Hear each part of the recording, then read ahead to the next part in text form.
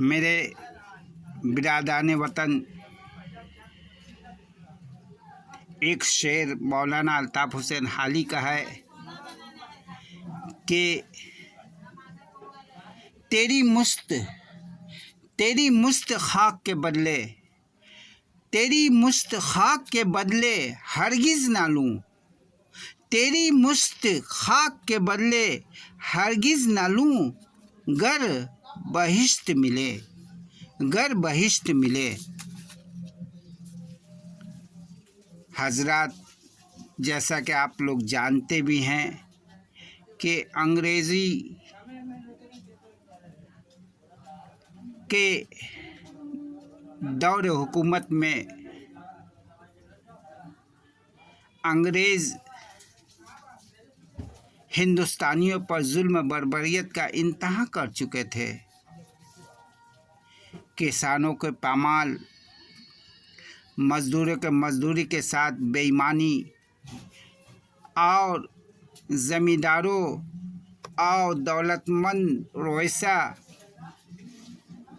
जो अंग्रेज़ों के ख़ास चमचा थे, अंग्रेज़ों के साथ मिलकर गरीबों पर अत्याचार भी करते थे। बंगाल में किसानों के ज़मीनों पर नील की खेती के मुखालफत पर किसानों को गोली मारना और उनके भूखे प्यासे के साथ रखना, उन सब वजूहात की बिना पर अंग्रेज़ों के ख़िलाफ़ गदर की जंग का आगाज़ 1857 में हुआ, जो हिंदुस्तान के कोने कोने में बगावत फैल गई। गरीब मज़दूर और किसान खुले तौर पर मैदान में आ गए और उन किसानों मज़दूरों के हिमायत में आने वाले लीडरान को भी अंग्रेज़ों ने निशाना बनाया और उनको फांसी के तख्ते तक ले गए। हज़ारों हज़ारों लोगों को फांसी दी गई। कहा जाता है कि दिल्ली के इलाके में कोई ऐसे दरख्त बाकी ना थे जिस पर इनकलाबी तहरीक आज़ादी के मुजाहिद के लाश नज़र नहीं आ रहे थे। खैर,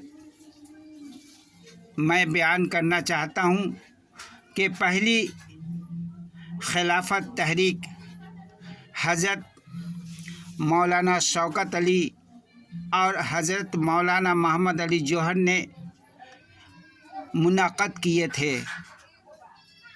उस तहरीक में महात्मा गांधी भी साथ साथ थे। खिलाफत तारीख़ में दोनों भाई मौलाना शौकत अली और मौलाना मोहम्मद अली के ज़रिए कॉन्फ्रेंस मुनाक़द हो रहे थे। खिलाफत तहरीक के बानी अली बिरादरान को समझा जाता है, जो पूरे मुल्क के दौरे कर रहे थे। 5 सितंबर 1920 को गांधी जी ने अदम ताउन तहरीक का आगाज़ किया। उस तहरीक अदम ताउन में दोनों मौलाना अली बिरादरान भी पेश थे। 1857 में गदर की जंग में मुसलमानों ने बगावत का झंडा बुलंद किया और मुसलमानों को उस बगावत की बहुत बड़ी कीमत चुकानी पड़ी। अंग्रेज़ों ने मुसलमानों के जान और माल को बहुत नुकसान किए। जान से मारे गए, बाद में मुसलमानों की ज़िंदगियों को ख़त्म करने और उनको लूटने के बाद अंग्रेज़ को इत्मीनान नहीं हुआ तो उनके जान और माल, इज़्ज़त आबरू के प्यासे हो गए और बहुत ज़्यादा जान और माल और ज़िंदगियों की बर्बादियाँ अंग्रेज़ की जानिब से किए गए। चूँकि मोगलिया ख़ानदान की हुकूमत ख़त्म हुई थी, इसलिए अंग्रेज़ ज़्यादातर मुसलमानों को ही निशाना बना रहे थे, क्योंकि उनकी जहन में ये था कि वे अंग्रेज़ मुसलमानों से हुकूमत को छीन कर अपना हुकूमत कायम किए थे। इसलिए वो ज़्यादा से ज़्यादा मुसलमान ही को उनको ख़तरा मुसलमान ही से उनको ख़तरा महसूस हो रहा था। इसलिए मुसलमान ही को बर्बाद करने के इरादे उनके जहनों में पोशीदा थे। लिहाजा अंग्रेज़ों को ख़त्म करने और हिंदुस्तानी को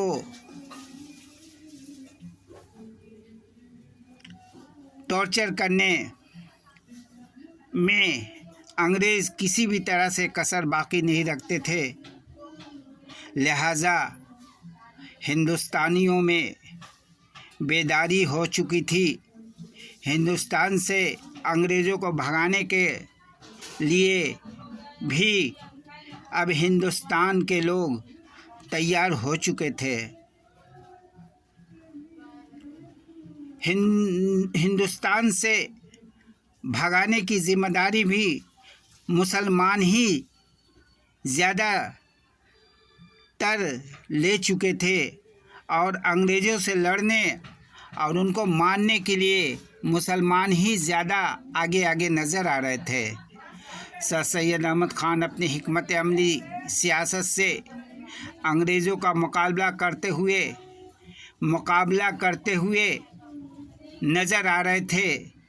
हिंदुस्तानियों की भलाई और उनके तालीम और तरबियत का ज़्यादा ध्यान रखते हुए अंग्रेज़ों के जड़ काटने में लगे हुए थे।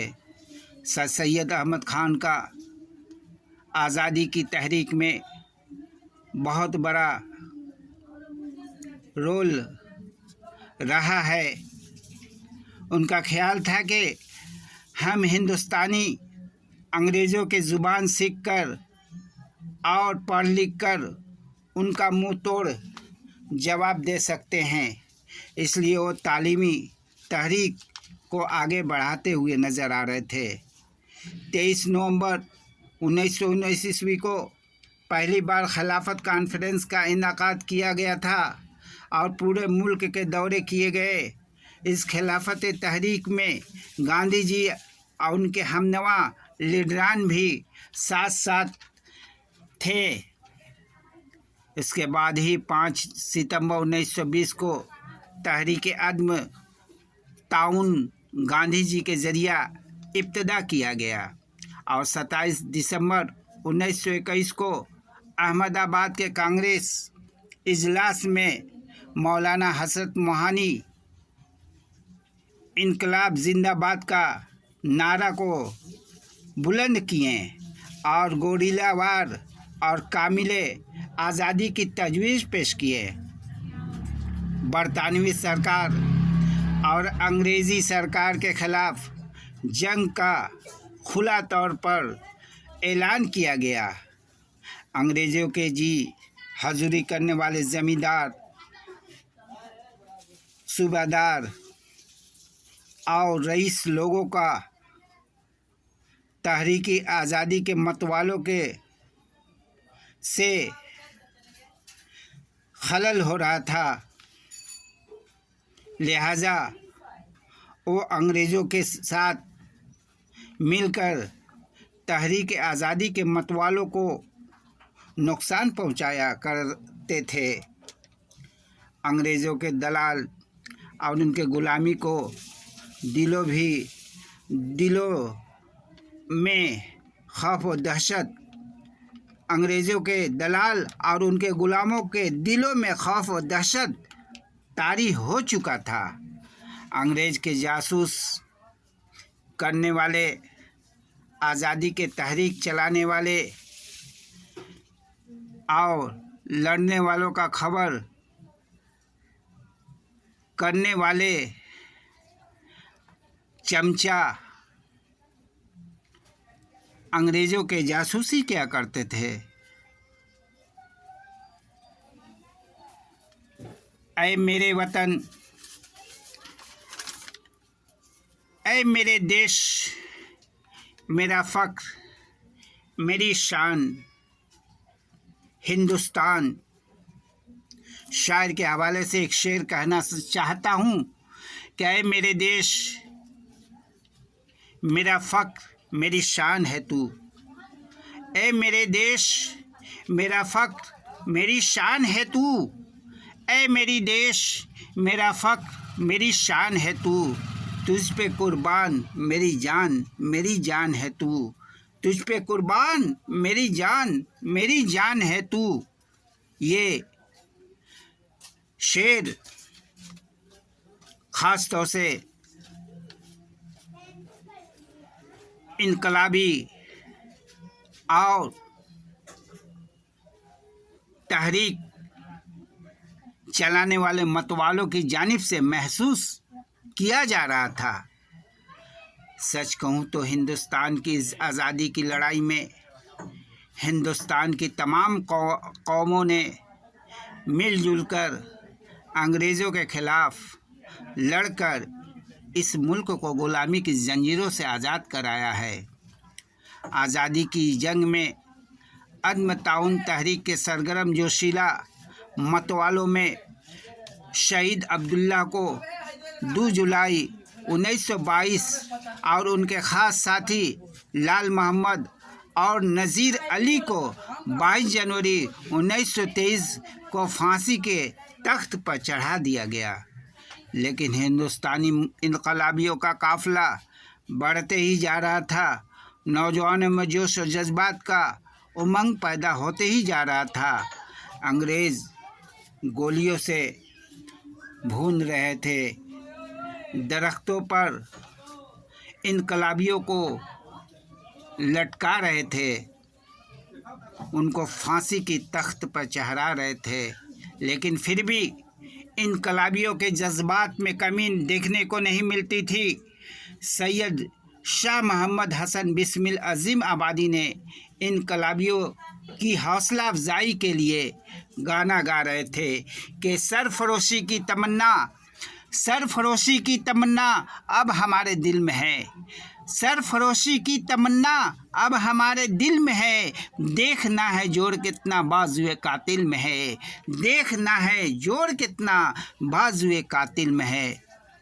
शहीद अशफाकुल्लाह को 27 दिसंबर 1927 को फैज़ाबाद जेल में फांसी दे दिया गया। शायर कहता है कि मरकर मिली है चादर खाके वतन मुझे, मरकर मिली है चादर खाके वतन मुझे। मिट्टी ने इस ज़मीं का दिया है कफन मुझे, मिट्टी ने इस ज़मीं का दिया है कफन मुझे। मौलाना आज़ाद की सदारत में 8 अगस्त 1942 को गांधी ने यूसुफ जफ़र मेहर अली के ज़रिया दिए गए नारा भारत छोड़ो को अंग्रेज़ों के ख़िलाफ़ खुला तौर पर ऐलान किया और अपने अदम तहरीक के साथ उसमें मुलविस कर लिया। और पूरे हिंदुस्तान में भारत छोड़ो तहरीक का चर्चा होने लगा और उस नारे को लोग हवा देने लगे और अंग्रेज़ों को दिलों में खौफ और दहशत का तासुरात नज़र आने लगे। नेताजी सुभाष चंद्र बोस की आज़ाद हिंद फ़ौज ने कमाल कर दिया। अपने गर्म जोश व जज्बात से अंग्रेज़ों के ख़िलाफ़ लड़ रहे थे और ऑफिसर और आला पोस्ट के अंग्रेज़ों को जान से मारा जा रहा था। उनको चुन चुन कर उनको भी इनकलाबी आज़ादी के मतवालों ने मौत के घाट उतारते जा रहे थे। उन्हें आज़ाद हिंद फ़ौज के खौफ से अंग्रेज़ों ने अपनी हुकूमत को ख़त्म करके हिंदुस्तान छोड़ने का मुकम्मल इरादा किया। गांधी जी की तरह हिंदुस्तानी मुसलमानों ने नेताजी सुभाष चंद्र बोस को हर तरह से मदद और ताउन किए। अपने जान और माल सब गांधी जी और नेताजी सुभाष चंद्र बोस के लिए कुर्बान कर दिए। मुसलमानों ने गांधी जी और नेताजी सुभाष चंद्र बोस के दिल खोलकर मदद किए। अब्दुल हबीब यूसुफ ने 9 जुलाई 1944 को नेताजी सुभाष चंद्र बोस को अंग्रेज़ों के खिलाफ लड़ने के लिए 1,34,00,000 चंदा दिए।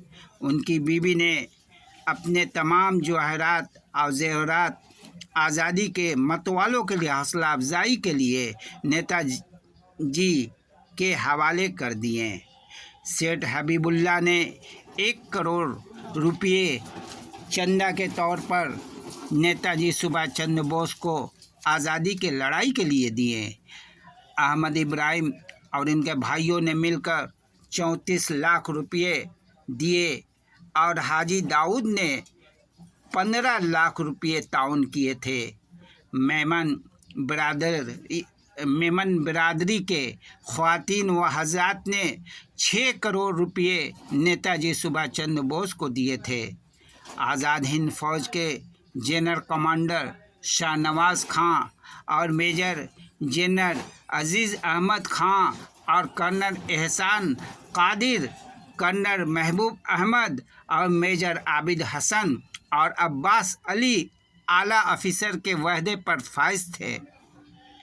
जय हिंद का नारा लगाने वाले आबिद हसन जफरानी नेताजी सुभाष चंद्र बोस के बहुत करीबी साथी में से थे। इस तरह हम देखते हैं कि हर तहरीक और हर कदम पर अंग्रेज़ों के से मुकाबला करते हुए आज़ादी के लिए अपने जान और माल कुर्बान कर देने में मुसलमानों ने कोई कसर बाकी नहीं रखा। लेकिन आज वही लोग हैं जो आज़ादी के इनकलाबियों के मुखालिफ थे और आज़ादी के मतवालों के ख़िलाफ़ अंग्रेज़ों से मिलकर उनकी जासूसी करते थे। आज वही लोग आज हम मुसलमानों को हिंदुस्तान से मिटाने और भगाने की कोशिश कर रहे हैं। उनको समझने और सोचने की ज़रूरत है कि हम मुसलमान हिंदुस्तान की वो ताकत है कि हम अपने मुल्क वतन हिंदुस्तान के लिए हमा वक्त अपने आप को कुर्बान करने को तैयार रहते हैं। और वक्त आया तो उनसे आगे हम मुसलमान ही नज़र आएंगे अपने गर्दन कटाने के लिए, अपने हुब्बुल वतनी के लिए, अपने वतन के लिए, अपने मुल्क हिंदुस्तान के लिए। और जब जब हमारे मुल्क पर कोई किस्म का आँच आया या आएगा, हम हिंदुस्तानी मुसलमान ढाल बनकर खड़े हो जाएंगे और हो जाते हैं। इसलिए मरहूम नूर इकबाल साहब ने फरमाया था कि हम अपने तिरंगा पर तनो जान लुटा देंगे, हम अपने तिरंगा पर तनो जान लुटा देंगे, हम अपने तिरंगा पर तनो जान लुटा देंगे। दुश्मन जो बढ़ा कोई तो उसको मिटा देंगे, दुश्मन जो बढ़ा कोई तो उसको मिटा देंगे। ऐ नूर तू समझा दे, ऐ नूर तू समझा दे जो अक्ल के अंधे हैं। ऐ नूर तू समझा दे जो अक्ल के अंधे हैं। ऐ नूर तू समझा दे जो अक्ल के अंधे हैं। आज़ाद चमन के हम आज़ाद परिंदे हैं, आज़ाद चमन के हम आज़ाद परिंदे हैं। अब दौरे ग़ुलामी के गर्दन में न फंदे हैं, अब दौरे ग़ुलामी के गर्दन में न फंदे हैं। जय हिंद, जय भारत। हमारा हिंदुस्तान अजीम है और अजीम रहेगा। हमारा हिंदुस्तान जिंदाबाद, जिंदाबाद।